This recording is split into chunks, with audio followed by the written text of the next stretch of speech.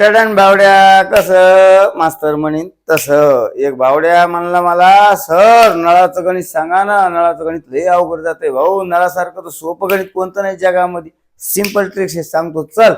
एक टाकी भरण्यासाठी एका नळाला 10 तास लागतात आणि दुसऱ्या नळाला 20 तास लागतात.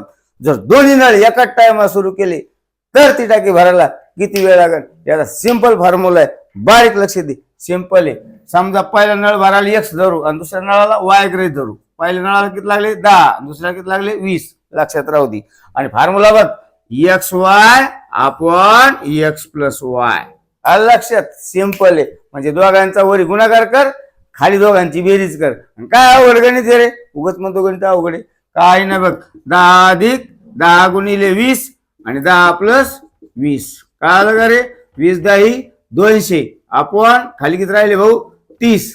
काय अवघड आहे रे. 10 20 किती झाले 30. काय आहे बघ 0 0 खापाखप काढून टाकले. किती आलं उत्तर भाऊ 20 अपॉन 3. आता हे कळलं ना का. सिंपल आहे. 3 ने 20 ला भाग दे.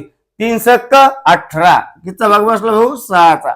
किती उरले रे 2 इथं मांडायचे आणि आपण किती रे 3.